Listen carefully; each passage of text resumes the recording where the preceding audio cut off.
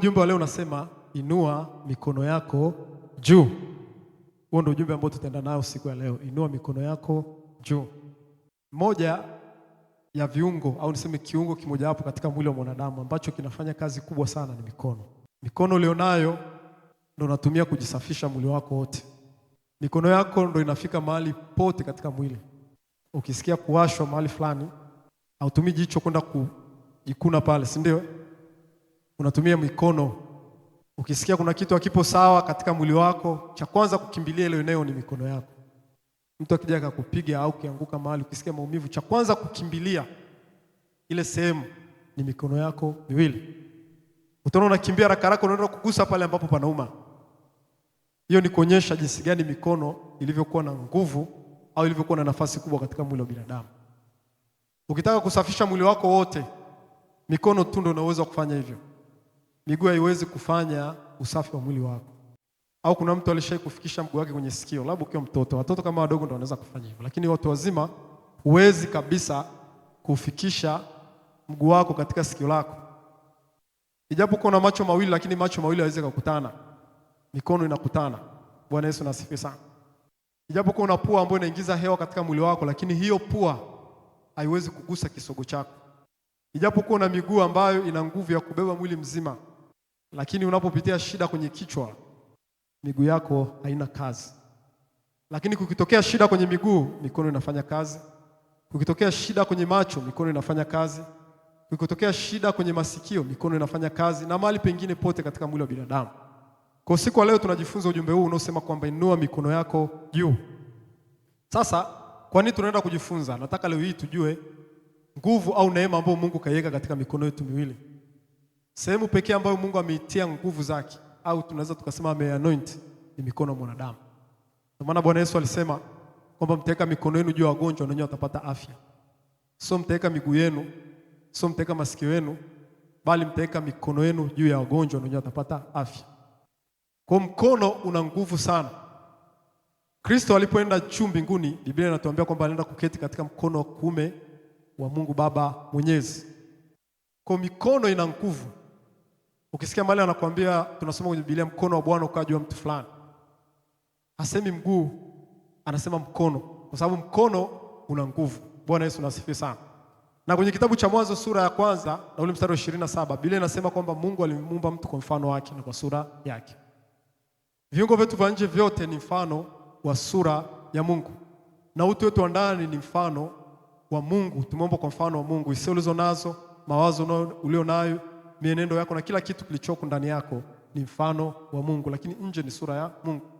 Kwa mikono ulionao, hata Mungu ana mikono, miguu Mungu ana miguu, na kila kitu ambacho unacho ni mfano wa Mungu. Bwana Yesu asifiwe sana.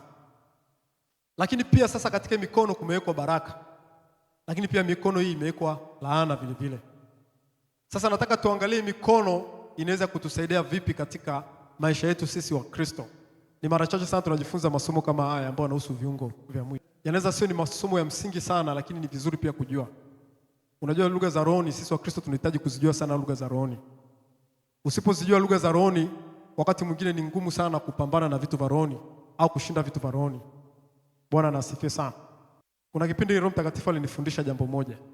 Aliniambia badala ya kuomba wakati mwingine mahitaji na kuyataja majina, tumia lugha za rohoni, lugha za kibiblia kuomba mahitaji. Ukiwa na jambo lako lolote, kuliko mwambie Mungu naomba utajiri, mwambie Mungu naomba fedha na dhahabu. Kwa nini fedha na dhahabu? Fedha na dhahabu ni lugha za rohoni, sio za mwilini. Fedha zinazozungumziwa pale sio pesa, sio pesa. Wengi tukisomaga haya maandiko kwenye kitabu cha Hagai tunajua fedha zinazozungumziwa pale ni pesa, sio pesa. Anasema fedha na dhahabu. Fedha ni madini ya fedha au kwa lugha ya Kiingereza silver. Na dhahabu ni dhahabu tunayojua gold. Ndio kwenye Biblia ilikuwa inazungumzwa hivyo. Kwa madini ya fedha ambayo unakuwa unatengenezea fedha, fedha za sarafu, sio fedha za makaratasi. Hizi fedha za makaratasi tumezoea kusema ni fedha, lakini sio fedha hizi. Fedha ni zile sarafu, zile ndizo fedha. Na madini yanayotengenezea ndio yanaitwa madini ya fedha, kama vile tunavyosema chuma. Kwa hiyo ukitumia lugha hizi za kumwambia Mungu naomba, kwa sababu ulisema fedha na dhahabu ni mali yako, ukamwomba kwa namna hiyo, ni rahisi sana katika ulimwengu wa roho kuitikia. Mwitikio wake unakuwa ni mkubwa sana. Tofauti na ukitumia lugha nyingine ambazo tunatumia za kawaida. Unaambia Bwana naomba hela, naomba hichi na hichi na hichi, ni sawa, unaweza kupewa. Lakini ukitumia lugha za roho unavuta zaidi kile kitu kwa sababu unaelewa mambo yale. Lugha za roho zinatambulika kiroho zaidi. Hata mapepo yakisikia lugha za roho yanatikisika zaidi kuliko kutumia lugha za kawaida. Siku ya Pentekoste Roho aliposhuka wote walijazwa Roho Mtakatifu wakaanza kunena kwa lugha nyingine. Kwa nini Mungu aliobadilisha kwanza kuzungumza kwa lugha nyingine? Ni kwa sababu lugha zile ambazo walikuwa wanazungumza wakati mwingine zilikuwa zitoshi. Kwa hiyo zinahitajika lugha nyingine nzuri zaidi au zenye nguvu zaidi kuelezea vitu vya roho. Kwa hiyo walikuwa wanamuadhimisha Mungu katika lugha za. Kwa hata viungo vyetu vyote vina nafasi katika ulimwengu wa roho. Ukiweza kutumia macho yako katika namna ya kibiblia, unaweza kuvuta zaidi ukaleta matokeo mengine makubwa zaidi tofauti na kutumia macho yako katika namna nyingine. Miguu yako ni hivyo hivyo na mikono yako ni vivyo hivyo. Bwana Yesu na asifiwe sana. Kwa leo hii nataka tujue kwa nini kuna umuhimu sana kutumia mikono yetu miwili katika kuvuta baraka za kimbinguni. Ninaomba tusome kitabu kile cha Kutoka sura ya 17 na mstari wa 8 hadi wa 16. Kutoka sura ya 17 mstari wa 8 hadi wa 16. Tutaenda kusoma habari za Musa mtumishi wa Mungu na wana wa Israeli kwa ujumla. Safari ya wana wa Israeli imebeba ufunuo mkubwa sana ambao leo hii ukipata ukitaka kupata mafunzo mengi, soma sana safari ya wana wa Israeli. Kuna ujumbe mwingi sana pale. Kuna masomo mengi sana katika ile safari ya wana wa Israeli. Mungu akuruhusu wapite tu ili tujifunze kama hadithi kwamba Mungu alitoa wana wa Israeli kule Misri, akawapitisha katika jangwa, akawapitisha, akawafikisha, akawaingiza Kanaani. Bali mambo yale yaliandikwa ili sisi kutufundisha na kutupa mafunuo mambo mengi na kutupa mafumbuzi ya mambo mengi ambayo tutakutana nao katika maisha. Kwa hivyo jenga desturi ya kusoma sana ile habari ya wana wa Israeli walipokuwa jangwani. Sasa kuna tukio moja lilitokea kipindi wana wa Israeli wanatoka Misri wanaenda katika nchi ya ahadi wakiwa jangwani. Mwanzoni tu wameanza safari yao, kuna mambo yalitokea. Walipokuwa nasafiri kule jangwani, pamoja na changamoto zao walizokuwa wanakutana nazo, changamoto za maji, changamoto za chakula, wakaanza kumjaribu Mungu kwa majaribu mbalimbali. Lakini Biblia inatuambia walipokuwa wanaenda, taarifa ziliwafikia wale watu ambao walikuwa wanaoendea. Zilianza kuwafikia watu wa Kanaani, zilianza kuwafikia Wahiti, zilianza kuwafikia Wayebusi, zilianza kuwafikia watu wote ambao walikuwa wanakaa kule. Na mataifa yote walijua kuna watu wametolewa Misri kwa mkono hodari, wanapelekwa katika nchi fulani. Kwa mataifa kama Babeli wenyewe hawakuwa na wasiwasi kwa sababu walikuwa wanajua wale watu waende katika taifa lao. Taifa mengine kama Libya walikuwa wana wasiwasi. Yunani walikuwa na wasiwasi, lakini walikuwa na wasiwasi ni wale watu wa Kanaani kwa sababu walikuwa wanajua watu wanakuja katika hii nchi. Lakini ajabu ni kwamba wakashangaa mbona wamekwama pale njiani. Maana safari ya kutoka Misri mpaka nchi ya ahadi haipaswi kuwa ndefu kiasi hicho. Wakashangaa mbona wamekwama hawafiki. Ndipo wakaanza kufikiria kitu gani cha kufanya. Bwana Yesu asifiwe sana. Sasa kulikuwa kuna watu wanaitwa Waamaleki. Ulikuwa ni ufalme mmoja ambao ulikuwa juu kidogo ya karibia na nchi ya Kanaani. Huu ufalme waliposikia kwamba wana wa Israeli wanakuja, wanapita katika nchi yao, walianza kuwafanyia visa wana wa Israeli wakiwa jangwani. Wakaanza kuzipinga njia zao. Na wakifanya kitu kibaya sana ambacho kiliwafanya Mungu akafuta kabisa Waamaleki katika kumbukumbu za rehema zake. Kwa wana wa Israeli wakati wenyewe wanaenda kwa safari yao, wala hatakuwa waendi katika nchi ya Waamaleki, walikuwa wanapita tu. Wale Waamaleki walichokifanya, wakaanza kuwavizia wana wa Israeli katika safari yao. Na wakajua kabisa uoga mara nyingi mashujaa wanakuwa wanaenda mbele. Mashujaa siku zote wanakuwa wanaenda mbele. Kwa walichokifanya, hawakuwa wanafuata wale mashujaa kupambana nao. Wakazunguka nyuma, wakaenda kuwafuata ule umati wa watu ambao walikuwa wanabaki nyuma katika ile safari. Tengeneza picha, tunasafiri hapa, labda sisi kama tulivyo hivi kwa miguu, tunaenda labda Kilimanjaro. Sasa safari hiyo kama tuko wengi, kuna wale ambao watatangulia mbele ambao ndio viongozi ambao watakuwa wanasafisha njia, si ndio? Sasa wale ambao wanatangulia mbele kusafisha njia, maaskari pamoja na jeshi lenye nguvu liko mbele. Wale wadhaifu, wa mama, pengine walikuwa na uzito wako huko nyuma, wanakuja taratibu kwa sababu wanajua huko mbele ni salama. Maadui wanatokea nyuma, wanaanza kuwapiga, wanaanza kuwaua wale huko nyuma. Sasa kwa sababu umati ulikuwa ni mkubwa sana na safari ilikuwa ni ndefu, watu walikuwa wanauawa kule. Wakati mwingine taarifa ilikuwa inachelewa kufika mbele kule, kwa sababu yule aliyeko mbele ni rahisi kurudisha taarifa nyuma kuliko nyuma kukimbiza mbele. Bwana Yesu asifiwe sana.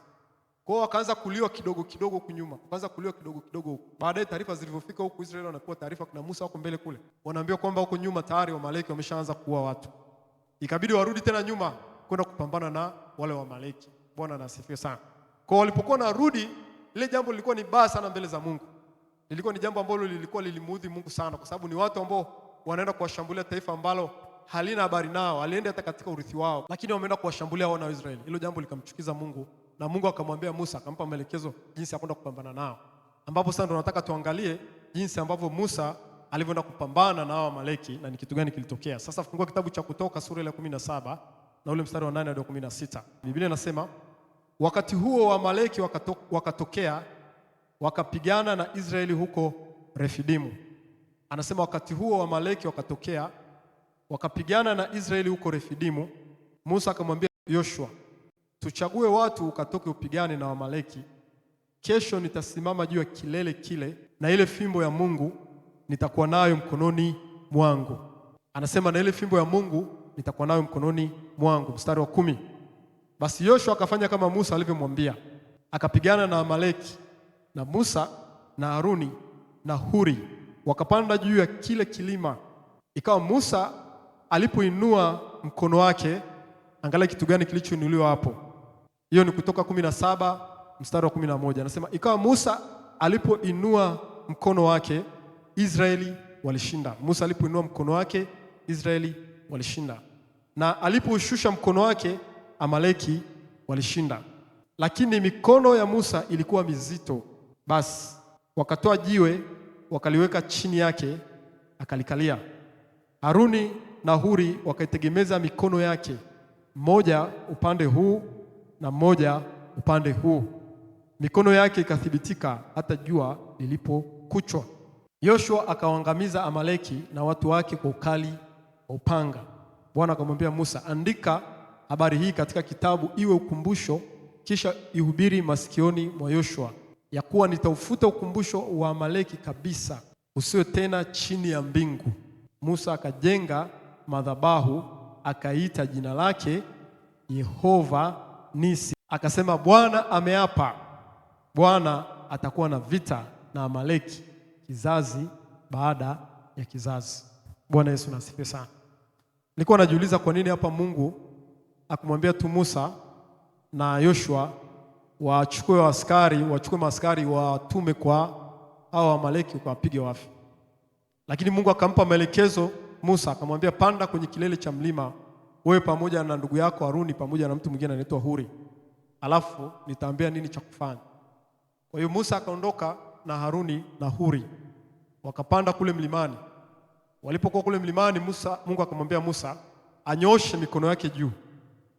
Anyooshe mikono yake juu.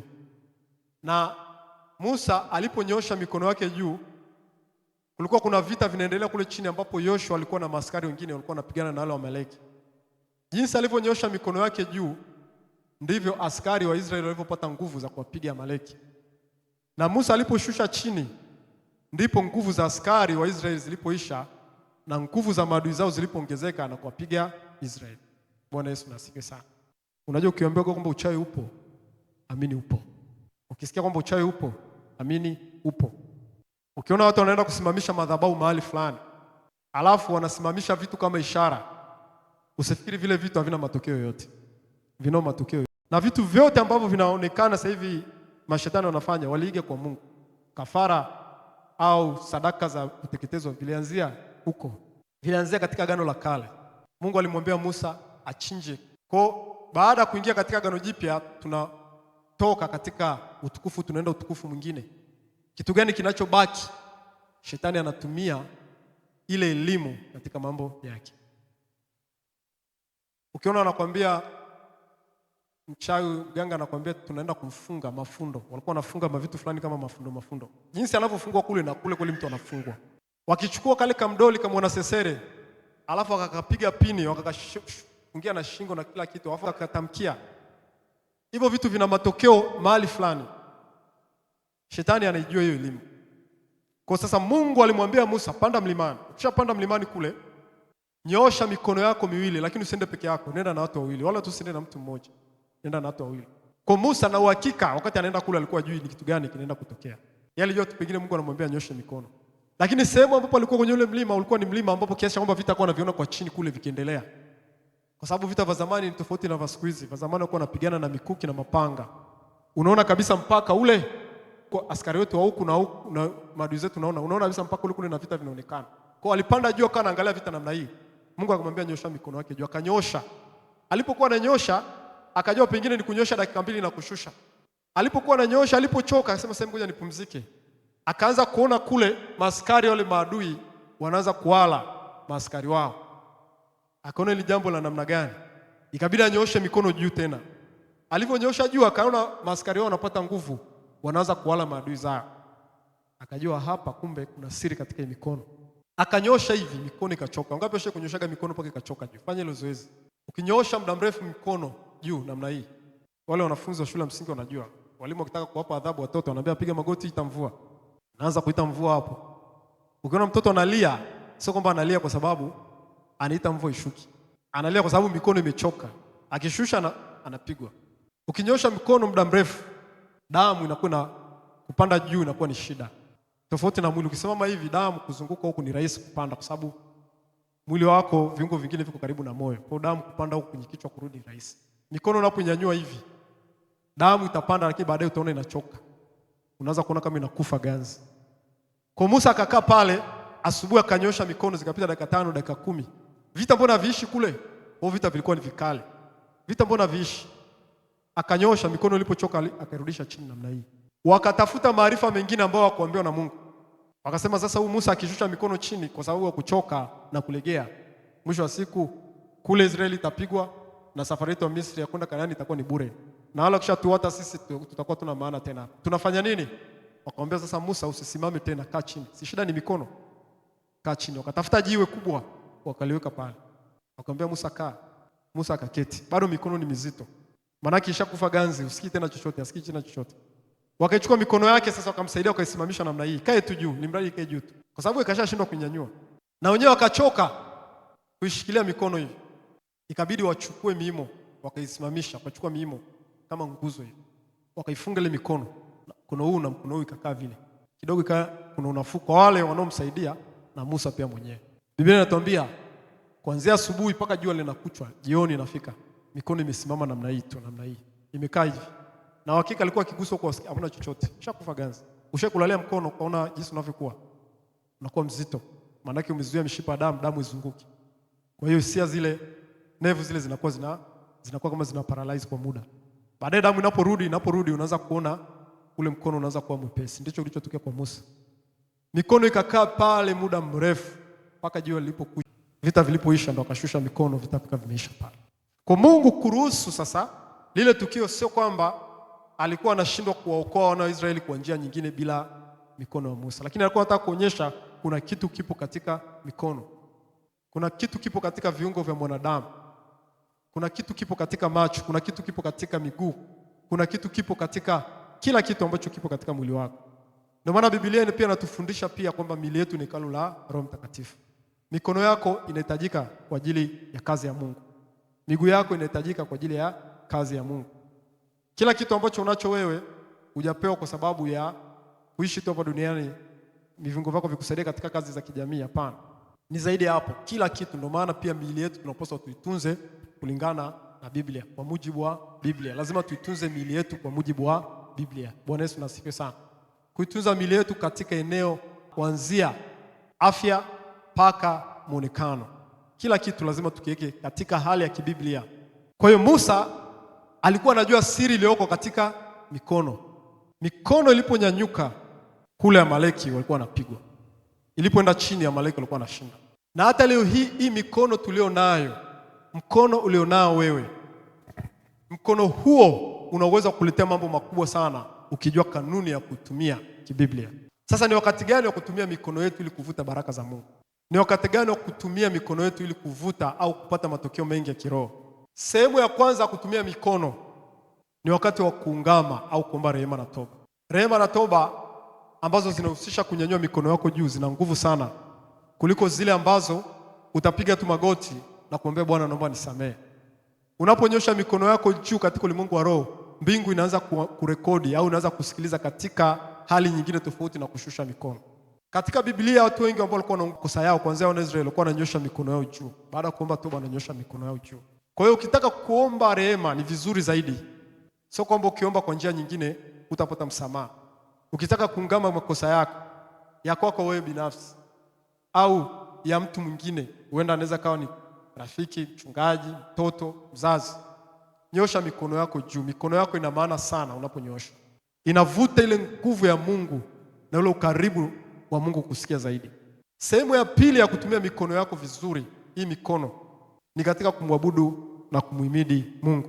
Ukimwabudu na kumuhimidi Mungu kwa kunyanyua mikono, sio lazima iwe wakati wote umenyanyua, lakini uwe na vipindi vya kunyanyua mikono yako juu. Mikono yako ina maana kubwa sana katika sifa ambazo unamsifu Mungu, katika kumwabudu Mungu, kuliko kukaa tu bila kunyanyua hiyo mikono. Wengi tunaona hili jambo ni dogo, lakini lina maana kubwa sana kiroho. Mikono yako unaweza kaidharau, yule mbona ananyanyua mikono, mimi sinyanyui, mbona wote tuko sawa? Hakuna sawa wote. Labda yule kama ananyanyua pasipo ufunuo, lakini kama ana ufunuo, matokeo ya kumwabudu kwake Mungu katika namna kunyanyua mikono, kuna matokeo zaidi ya kumwabudu Mungu katika hali ya kawaida. Kitabu cha Nehemia sura 8 mstari wa 5, tunaenda kusoma pale. Kitabu cha Nehemia sura 8 na ule mstari wa 5. Nataka nikuonyeshe kwamba hiyo desturi ilikuwepo tangu zamani. Kitabu cha Nehemia sura 8 na ule mstari wa 5 hadi wa 6. Biblia inasema hivi: Ezra akakifunua kitabu machoni pa watu wote, maana alikuwa juu ya watu wote. Na hapo alipokifungua watu wote walisimama. Alipofungua kitabu watu wote walisimama. Ezra akamuhimidi Bwana Mungu mkuu, nao watu wote wakaitika amina, amina, pamoja na kuinua mikono yao. Kisha wakainama vichwa vyao wakamsujudu Bwana kifudifudi. Umeona? Waliinua mikono yao juu, kisha wakainama na kumsujudu Bwana kifudifudi. Vitendo unavyofanya katika mwili vina maana kubwa sana kwa Mungu, vina maana kubwa sana. Ndio maana hata pia katika kuomba ni vizuri kupiga magoti. Unapopiga magoti ni ishara katika mwili wako inayoelezea vitu ambavyo vinaendelea ndani yako. Ukiwa na desturi pia za kuomba kwa kupiga magoti, utakuwa unavuta msaada wa Mungu zaidi kuliko kuomba tu ukiwa umekaa au ukiwa umesimama. Ni ishara ya unyenyekevu. Hali kadhalika pia unapomwabudu Mungu ukiwa na desturi ya kunyanyua mikono yako juu, katika ulimwengu wa roho ni tofauti na kuomba au kumsifu Mungu au kumwabudu Mungu ukiwa umeweka tu mikono chini. Kuna utofauti mkubwa sana. Mikono yako kumbuka imeumbwa kwa mfano wa Mungu. Haijaumbwa kwa mfano wa mnyama, kwa mfano wa Mungu. Kwa unaponyanyua mikono yako kuna vitu katika roho vinaendelea. Alama zina maana kubwa sana katika kumwabudu Mungu pia. Unje kutana na watu wanaomwabudu shetani, alafu utaona wanakuwa na ifanye ishara fulani katika vidole. Unje kuona hivyo vitu? Wanakuwa wanafanya ishara fulani katika vidole. Na zile ishara zinakuwa zina maana. Wanapofanya vile unaweza kushangaa mahali panafungwa. Wanaweza kuwa wanakufunga, watu wanaoiba pesa kwa namna kichawi, wanaotapeli watu, wanakuwa na hivyo vitu, ishara. Wanapofanya ishara fulani katika mwili, katika vidole, katika mikono. Kwa hiyo wanajua, kwa sababu hizo ni kanuni za kiroho, ni lugha za roho. Wanajua kabisa katika roho, katika mwili ukifanya kuna kitu katika roho kuliko kutokufanya katika mwili. Kwa tunapomwabudu Mungu, tunapokuwepo kama kanisani au unapokuwepo pia mwenyewe nyumbani, jenga hii desturi ya kwamba unakuwa na vipindi vya kunyanyua mikono yako juu. Mikono ina nguvu sana. Mikono ina nguvu kuliko kawaida. Ukiwa unafanya hivyo utaona matokeo makubwa sana. Lakini pia wakati wa maombi pia, kuna wakati ambapo pia ukiwa unaomba, nyanyua mikono yako juu. Mfano, usome kitabu cha Kutoka sura 9 mstari wa 27. Kumbuka sikupi kanuni za lazima, lakini kanuni masomo kujifunza kuongeza maarifa yako wewe. Kutoka sura 9 na ule mstari wa 29. Kutoka sura 9 na mstari wa 29. Biblia inasema, Musa akamwambia, mara nitakapotoka mjini nitamwinulia Bwana mikono yangu, na hizo ngurumo zitakoma, wala haitanyesha mvua ya mawe tena, ili upate kujua kuwa dunia hii ni ya Bwana. Kwa Musa wakati anatumwa kwenda kwa Farao, mojawapo wa pigo aliambiwa kwamba kutakuja mvua ya mawe. Kwa aliponyosha mkono juu, mbingu zikafungwa, mvua ya mawe ikaacha kunyesha. Alimuomba Mungu, na kila kitu alichokuwa anakifanya Musa alikuwa anatanguliza maombi. Na hata Musa pia naamini wakati yuko kule mlimani, wakati ananyosha mikono yake juu hivi, alikuwa pia anaendelea kuomba pale. Naamini sio tu alikuwa anaendelea pia na kuomba. Walijua maombi yake pia na mikono yake kunyanyuka juu kwa ajili ya ushindi wa Israeli. Kristo alipokuwa akitaka kuwabariki watu alikuwa ananyanyua mikono yake. Tusome kitabu cha Luka sura 24 na mstari wa 50. Anasema akaongoza mpaka Bethania, akainua mikono yake akawabariki. Ikawa katika kuwabarikia alijitenga nao, akachukuliwa juu mbinguni. wakamwabudu, kisha wakarudi Yerusalemu wenye furaha kuu, nao walikuwa daima ndani ya hekalu wakimsifu Mungu. Alinyanyua mikono yake Kristo akawabariki watu. Na hata sisi pia tukitaka kuomba maombi yote ya baraka, ni vizuri kunyanyua mikono juu. Mikono imepewa mamlaka nyingine tofauti na viungo vingine katika mwili wako. Biblia inasema mtaweka mikono yenu juu ya wagonjwa na nyinyi watapata afya. Unaweka mikono yako. Kipindi fulani watu walipobatizwa walikuwa hawajapokea Roho Mtakatifu. Neno la Mungu linatuambia kwamba wakampeleka Petro, Petro akaweka mikono yao, wote wakapokea Roho Mtakatifu. Mikono. Sasa hiyo mikono ambayo inachukua nguvu za Mungu, inamconnect mtu na nguvu na mbingu kwa kuweka tu mikono. Vipi kinyanyuka juu? Manake unaponyanyua hivi kuna vitu vingine vya ziada vinatokea, vinaendelea katika ulimwengu wa roho. Kwa ukiwa unaabudu Mungu, wewe mtengeneze desturi. Nyanyua mikono yako. Ukiona imepungua, umechoka, basi pumzika kidogo. Baadaye tena nyanyua. Utaona kuna matokeo makubwa tofauti na kumwabudu Mungu ukiwa umeweka mikono yako chini. Ukiwa katika kuomba, wakati mwingine unakemea na kuharibu manguvu ya giza na mapepo, hebu nyanyua mikono yako. Unaponyanyua mikono yako katika ulimwengu wa roho, kuna majeshi ya malaika wa Bwana. Unajua unapoomba, ngoja nikwambie kitu kimoja. Unajua kwa nini Mungu anaitwa Bwana majeshi? Unajua kwa nini Mungu anaitwa Bwana majeshi? Majeshi yanayozungumziwa pale sio sisi wanadamu. Sisi ni majeshi ya Bwana, lakini majeshi yanayozungumziwa pale ni majeshi ya malaika mbinguni. Na kila mtu ana malaika wake mmoja ambaye anatembea naye. Yule malaika ambaye unatembea naye wewe, mara nyingi unakuwa unatembea naye tangu siku unazaliwa mpaka siku ambayo utaondoka hapa duniani. Anakuwa ni tofauti na mwingine. Malaika ambaye unatembea naye wewe ndio anofanya tabia zako hizo kuwa hivyo zilivyo katika upande wa Mungu. Ndio anayesababisha karama yako kuwa hivyo ilivyo tofauti na mwingine. Ni aina za malaika. Kama ni mwinjilisti, unahubiri sana, unafundisha sana, sio uwezo wako, ni uwezo mwingine unapewa, unawezeshwa na yule malaika ambaye anatembea na wewe. Sasa huyu alikuwa anatembea na wewe kabla kipindi umezaliwa, lakini ulipookoka ndo akaanza kutembea nawe katika kusudi la Mungu. Pengine alipokuwa mdogo alikuwa anakulinda, ulipookoka akaanza kutembea nawe katika kusudi la Mungu. Sasa unapozidi kuendelea katika utumishi, malaika wale wanakuwa wanaongezeka kwako kulingana na huduma ambayo Mungu kaiweka ndani yako.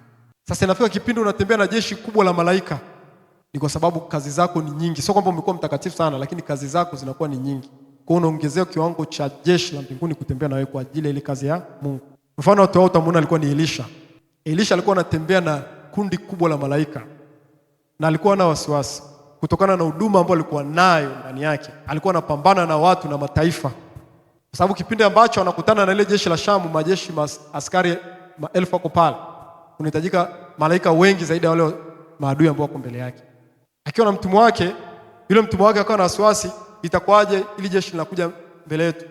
Mungu akamwomba Elisha kwamba mfungue macho yule mtumwa. Yule mtumwa akafunguliwa macho.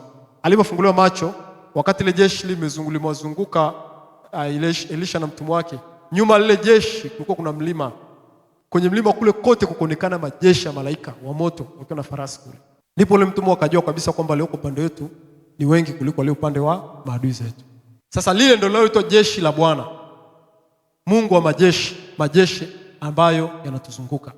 Sasa haya majeshi siku zote kazi yake yanarudi katika mfano ule ule ambapo Musa alikuwa kule juu katika mlima, ambapo aliponyanyua mikono yake juu, malaika wale wa Israeli kule walikuwa wanashinda, na aliposhusha walikuwa wanapigwa. Na hao malaika ambao wanatuzunguka sisi, wanapoona tunafanya matendo ya kiimani, matendo mazuri, vita vinapopambana, wanapambana na wale mapepo wanaozunguka. Sio wanapambana kwa kukatana mapanga, lakini anapambana kwa hoja.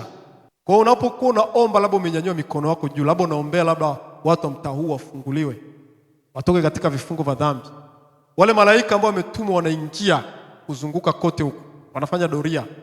Mtu fulani anaombewa, anatajwa jina lake, wale malaika wanaingia pale, wanaenda kufanya operation katika maisha ule mtu, wanaenda kuondoa vizuizi vinavyomzuia ule mtu kupokea injili, kutii injili. Kwa hiyo unakuta mtu anafunguliwa kwa maombi unapokuwa unaomba.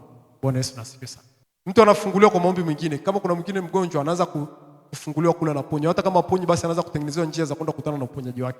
Ndio malaika wanavyofanya kazi namna hiyo. Ndio maana linaitwa jeshi la Bwana. Hivyo basi tunapoomba katika kanuni sahihi, ikiwemo sio tu kwa kuomba kwa kukaa hivi, kunaleta matokeo sawa. Lakini unapoomba kwa kunyanyua mkono wako juu, stamina nyingine inaongezeka mahali hapo.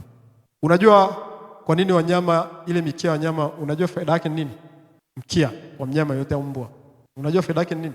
Mkia ule, unaweza kuona umekaa tu ule mkia una maana, si ndio? Lakini ule mkia wa mbwa au paka au mnyama mwingine wote Kazi yake ni kumpa balance ule mnyama anapotembea. Ukimchukua chui ukimkata ule mkia, hawezi kukimbia katika mstari ule unyooka namna hiyo au kukunja kona kwa haraka. Hawezi. Kuna kipindi fulani niliwahi kupita nikaona nyani, tumbili wanaitwa ngedere, kwa lugha nyingine ngedere. Niliona jambo nikamshangaa sana Mungu. Ikabidi niende kufuatilia kwenye mtandao inakuaje ili jambo linawezekanika. Nilimwona tumbili nyani anatembea juu hizi nyaya za umeme. Sio hizi zenye umeme kabisa, ziko zenye maganda. Unajua zikifungwa hizi zikishikwa wale maganda yake zinakuwa hata ukishika uweze kupigwa shot. Sasa ilikuwa ni nyaya ya umeme imetoka nguzo moja kwenda nyingine. Ilikuwa ni moja tu imepita hii. Sijui ilikuwa ni umeme gani, sijui ilikuwa ni ya simu ule waya au ilikuwa ni umeme sijui, lakini ilikuwa ni moja tu imeenda hii. Ajabu ni kwamba nilimuona ule ngedere anapita juu ule waya. Akiwa amesimama hivi. Sio amekaa juu ameshikilia hivi. Amesimama namna hii. Alafu anatembea vizuri kabisa, anatembea. Akatokea mtu kama anataka kumpiga jiwe. Akaanza kutembea kama anakimbia juu ule waya. Sasa nikajiuliza huyu mnyama anawezaje kutembea juu kama unavyotembea mimi ninavyotembea hivi kwenye waya mrefu hadi kule bila kuanguka huku wala kuanguka huku. Nilijiuliza swali. Anawezaje hivyo? Ikabidi nikafuatilia sasa. Kwenda kufuatilia nikakuta kumbe kilichokuwa kinamsaidia kutembea vile bila kuanguka huko wala kushoto ni ule mkia. Na kweli ule mkia wakati anatembea ulikuwa umenyanyuka. Kwa ule mkia wakati umenyanyuka unaweza kuona ni urembo, lakini kumbe ulikuwa unampa balance yeye kukamilisha ile safari mpaka kule. Kwa akikata ule mkia hataweza kupita pale. Kwa hiyo kile ambacho kinanyanyuka kinakuwa kina matokeo makubwa sana tofauti na kile ambacho kimelala. Na sisi tukijua mikono yetu hii ina balance kuliko mkia. Unaweza kuwa umechoka lakini anza kuomba kunyanyua mkono wako tu hivi. Utaanza kuona stamina nyingine inatokea. Yale maombi ambayo unaona ni mafupi yanaanza kuwa marefu kwako. Leo inawezekana una maombi unahitaji kuomba kwa ajili ya maisha yako kiroho. Anza kuomba pia kujifunza kunyanyua mkono wako juu kwa sababu mkono una mamlaka. Pengine una maombi kwa ajili ya kazi zako, unataka kazi zako zifunguke. Anza kuomba kunyanyua mkono juu, utaona kuna vitu vya tofauti. Pengine una maombi kwa ajili labda mambo yako ya mwilini, kazi zako, elimu yako, au watoto au wazazi, au ndugu au chochote kile. Jenga desturi ya kuomba kwa kunyanyua mkono wako juu. Utaona kuna vitu vingi sana vya ajabu ambavyo vinafunguka na Bwana atakutendea mambo ambayo utashangaza. Lakini usinyanyue tu mikono kwa sababu tu unataka kunyanyua mikono, ujaribu mambo. Hakikisha kwamba mikono yako imetakata. Ninaposema mikono iliyotakata, simaanishi iliyosafishwa na maji ya bombani, maji tiririka. Na maanisha iliyotakaswa na damu ya Yesu Kristo, iliyotakaswa na neno la Mungu. Bwana Yesu na asifiwe sana. Kwa sababu ukinyanyua mikono ambayo haijatakasika ni machukizo mbele za Bwana. Naomba nikusomee kitabu kile cha Isaya sura ya 1 na mstari wa 15. Tunapoenda karibia kumaliza. Kabla ya kusoma Isaya sura ya 1, nisome tu kwanza kitabu cha Timotheo kwanza sura ya 2 na mstari wa 8. Kitabu cha Timotheo kwanza sura ya 2 mstari wa 8 nasema, basi nataka wanaume wasalishe kila mahali huku wakiinua mikono iliyotakata pasipo hasira wala majadiliano. Nataka wanaume wasalishe kila mahali huku wakiinua mikono iliyotakata, sio mikono michafu. Mikono iliyotakata pasipo hasira wala majadiliano. Kwa kuna mikono ambayo sio misafi, mikono michafu. Sasa mikono michafu mfano wake ni upi? Ni mikono ambayo inatenda dhambi. Mikono ambayo unaiba. Huu mkono unatumia kufungulia Biblia, huu unaenda kuiba kitu cha mtu. Huu mkono ambao unaenda kutumia kushikilia au kwenda kuombea wengine, huo unaenda kufanyia mambo mabaya. Bwana Yesu nasifiwe sana. Kufanya kazi haramu ambazo hazina maana. Unafanya kazi ya Mungu lakini unafanya kazi haramu pia. Hiyo sio mikono iliyotakata. Mikono inayomwaga damu, mikono inayomwaga damu pia ni machukizo mbele za Mungu. Ukiwa na chuki, wewe ni muuaji. Na kitu ambacho kinatambulika kwa kulia siku zote ni mkono. Mkono ndio unaotumika katika kuua. Mtu akishikilia silaha anatumia mkono kumdhuru mwingine. Kwa hiyo ukiwa na chuki, Biblia inakutafsiri kama ni muuaji. Na muuaji pia maana yake ni mwagaji damu. Mikono yako ni michafu, huwezi kumnyanyulia Mungu kumwabudu au kuomba. Ndio maana Biblia inasema nyanyua mikono iliyotakata. Lakini pia Biblia inatufundisha pia mikono ambayo inamwaga damu ni mikono namna gani? Ni mikono ambayo haiwezi kusema ukweli wa mambo. Kwa mfano, kitabu kile sasa cha Isaya sura ya 1 na mstari wa 15 afu nitamalizia na Ezekiel 33. Baadaye tutaenda kuomba. Isaya sura ya 1 mstari ule wa 15. Isaya sura ya 1 mstari wa 15. Biblia inasema, nanyi mkunjuapo mikono yenu nitaficha macho yangu nisiwaone. Na muombapo maombi mengi sitasikia, mikono yenu imejaa damu. Kwa kumbe Maombi kumbe pia kuna kunyanyua mikono. Kwa hiyo kama mikono tunapoikunjua alafu ni michafu, Mungu atasikia. Mstari wa 16 anasema, jiosheni, jitakaseni, ondoeni uovu wa matendo yenu usiwe mbele ya macho yangu. Acheni kutenda mabaya, jifunzeni kutenda mema, takeni hukumu na haki, wasaidieni walioonewa, mpatieni yatima haki yake, mteteeni mjane. Mikono ile mwaga damu sasa. Ezekiel 33:6-8. Ezekiel 33 mstari wa 6 hadi mstari wa 8. Ezekiel 33 mstari wa 6 hadi wa 8.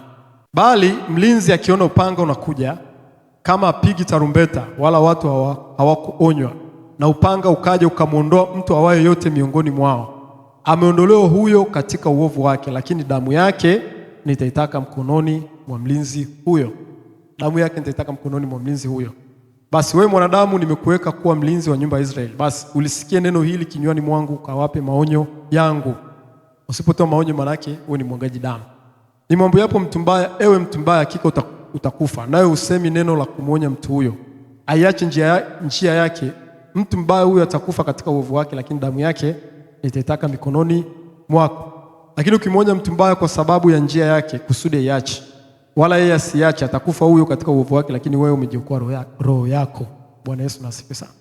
Kwa hiyo unapoona jambo alafu utoi maonyo, unaona jambo fulani ambalo aliko safi, utoi maonyo, yule mtu akapotea katika ile njia yake, Biblia inasema Mungu ataitaka damu yake katika mikono yako. Maana yule mtu amekufa katika njia yake mbaya. Kwa tunapoonya, tunaitakasa mikono yetu, inakuwa ina damu. Hivyo basi tunapoinyanyua mikono, inakuwa na nguvu zisizokuwa za kawaida. Amen. Kwa hiyo ndio ujumbe wa leo ambao nataka leo tujifunze. Ni ujumbe wa kuongeza maarifa, kwamba tujue jinsi gani ya kutembea pia na Mungu, kuzielewa lugha za rohoni. Kwa hiyo ukielewa moja wapo hii lugha ya rohoni na siri yake katika mikono yako, utahakikisha kabisa kwamba unafanya hivyo na utaona matokeo yake. Bwana asifiwe sana. Kumwabudu Mungu, usiwe mvivu wa kunyosha mikono juu. Usiwe mvivu kabisa, wala usione ni ujinga au ni kitu ambacho kina maana kubwa sana. Ukiwa katika maombi, usione ni uvivu kunyosha mikono juu au kupiga magoti au hata kusujudu. Wakati mwingine maombi yale ya kupiga magoti na kusujudu yale yapo kibiblia kabisa. Ile unasujudu kabisa ile. Ukisema ukisujudu unaonekana ni mtu imani nyingine. Sawa, unaweza kuwa unafanya hivi, sio fundisho, lakini ipo kibiblia. Unakaa katika chumba chako, unapiga magoti, sogeza kabisa uso wako kabisa, unakaa chini. Maombi mengine yanakulazimu kabisa kulala chini kabisa. Yaani unalala chini kabisa, unagaragara huko. Kuna imani fulani nishaisikia namna gani wenyewe ukitaka kumrudisha mtu katika hali yake ya kawaida. Mtu akipata jambo, hasira imekuja kubwa, hasira ikiwa nyingi, mtu kapata katendewa jambo kwa hasira imewaka, wanasema wenyewe na jambo hilo analifanya linawasaidia kulingana na desturi zao. Wanamwambia yule mtu nenda, wanamchukua yule mtu, wanamwambia lala chini hapo. Wanamwambia lala chini hapo. Hapo ushamwambia lala chini, anamwambia lia hapo chini. Usilale kitandani, lia hapo chini. Kwa yule mtu kweli akipewa ule uhuru, akianguka chini, akianza kulia na kugaragara kabisa, akajichafua na matope, akiamka ule uchungu wote umeondoka, hasira yote imeondoka, ule mzigo kautua. Lakini akilia afu kwenda kumkumbatia pale hivi kifuani, wanasema ule uchungu unakuwa ondoka. Anaomba muache alale hapo chini, agaregare hapo, ili ule uchungu ondoke. Wanajua siri ya kuruhusu kufanya vitu katika hali ya vitendo zaidi. Wakati mwingine unaweza kuwa unaomba ukasikia kulala chini kabisa. Sio kwa sababu uvivu, kwa sababu kuna watu wanapenda kulala chini. Wanapenda kuomba wakiwa wamelala vitandani namna hii. Ni wavivu wao. Nazungumzia ile hali kabisa, unatoka kabisa, unasema naenda kupiga magoti na lia kabisa. Yaani ukiomba maombi ya namna hiyo, ukitoka hapo ni tofauti na mtu anayeomba akiwa amesimama. Nakwambia ukweli, jaribu hicho kitu. Vile vile ukipiga magoti na kunyanyua mikono yako hivi, kama unahitaji jambo fulani, ni tofauti kabisa na kuomba bila kufanya hivyo. Ni tofauti. Kwa hiyo mwili wako una thamani kubwa sana mbele za Mungu na pia kukuletea matokeo ya kiroho. Bwana Yesu asifiwe sana. Ndio maana hata kwa nini hata hapo katika ile kanisa tunasisitiza sana pia kwamba pia Mungu anaangalia mwili, sio anaangalia roho tu. Mungu anaangalia mwili na roho, vyote viwili. Usikae unadanganywa eti kwamba Mungu anaangalia roho tu. Acha. Mungu anaangalia roho na mwili. Mtu anasema Mungu anaangalia roho tu, Mungu anaangalia roho tu. Lakini ukienda kanisani, mahitaji yake yote ni ya mwilini. Yote. Bwana nipe fedha. Hizo fedha zinaenda kuingia rohoni. Bwana nipe chakula. Hicho chakula unaenda kula roho yako. Bwana angalia kazi yangu. Ni roho yako ndio inafanya kazi. Bwana angalia mwili wangu naumwa. Ni roho ndio inaumwa. Ni mwili. Kwa mahitaji yetu 99% ni ya mwilini. Sasa Mungu kwa nini asiangalie mwili? Kama Mungu hataangalia mahitaji yetu ya mwilini, hayo ambayo tunasema kwamba tunahitaji, hapo tunaweza kusema kweli basi hatuna haja. Mungu kule anaangalia roho. Kwa hiyo tuvae tunavyotaka, tuishi tunavyotaka. Lakini mwili wako kama unavyothamini kiwango hiko ambacho unatamani, naomba Bwana hebu nipe afya. Bwana hebu naomba nikae vizuri katika mwili wangu. Vile vile rudi kwenye Biblia, muulize Mungu, je, huu mwili wangu niuwekeje ili ulete matokeo ya kiroho sawa sana vile ambavyo umetaka. Ili naligusia tunapoenda kumalizia, ndugu zangu. Naligusia ili tunapoenda kumalizia. Kwa sababu tutatoka kwenda kuhubiria pia na wengine. Kwa hiyo lazima pia tulijue kwamba miili yetu sisi ni hekalu la Roho Mtakatifu. Ni nyumba ya Roho Mtakatifu. Mwili wako wewe ni sehemu ambapo Mungu kapachagua kukaa. Duniani makao yake kachagua kukaa. Akai mbwa na Roho Mtakatifu. Hakuna mnyama yote kwenye Biblia anaye Roho Mtakatifu. Wanatumiwa na Roho Mtakatifu lakini hawajawahi kukaa na Roho Mtakatifu. Hajawahi kabisa mbwa kupokea Roho Mtakatifu. Hajawahi sokwe mtu japokuwa anakaribia kufanana na mtu kupokea Roho Mtakatifu, hajawahi. Panya hajawahi kabisa. Lakini Biblia inatuambia sisi tumepokea roho ya kuitwa wana wa Mungu ambao tunalia Aba, yani Baba. Unapompokea Roho Mtakatifu wewe katika nyumba yako tumeheshimiwa sana. Yaani tumeheshimiwa sana. Mungu kusema mahali ambapo mimi nitashuka nikae ni kwenye mwili wa mtu, tumeheshimiwa sana. Mimi najiuliza kwa nini tunaenda mbinguni kwenda kupewa sisi thawabu? Sisi ndio tukatoka tukampe Mungu thawabu. Si ndio? Tukatoka mpe zawadi kwa kutendea mambo makubwa. Lakini katuheshimu kiwango kikubwa kiasi cha kwamba anakuja anakaa ndani yako. Yaani kwake so asemi nyumba, anasema ni hekalu. Hekalu siku zote ni sehemu iliyopambwa sana, sehemu nzuri sana, sehemu ya heshima sana. Ndio maana ameita hekalu.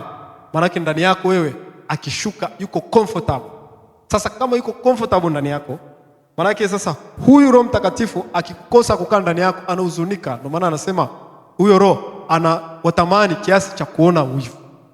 Anahuzunika akishindwa kukaa ndani yako. Kwa ni vitu gani ambavyo sasa vinamzuia Roho Mtakatifu kuweza kukaa ndani yako, ingawa anatamani kukaa ndani yako, ingawa amekusudia kukaa ndani yako, ingawa anatafuta kukaa ndani yako? Ni wewe kuweka mazingira yako kukaa ndani yako. Funga mlango, cha kwanza. Cha pili, kule ndani ni kuchafu. Hata ndani kwako kwa kuchafu, unaweza kuondoka kwa muda, si ndio? Hujakuacha kabisa. Unaondoka kwa muda tu.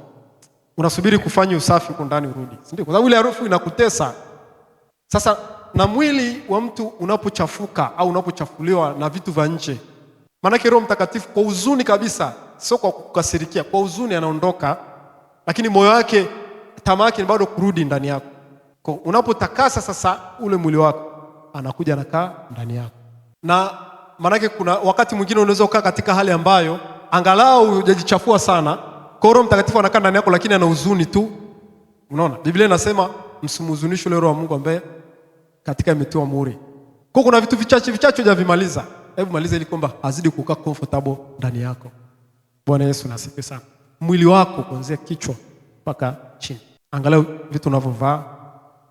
Angalia vitu unavyoviweka katika mwili wako. Hivyo shughulika navyo mtu wa Mungu. Shughulika navyo. Ni Biblia, sio mtu, sio maneno ya mtu, ni Biblia.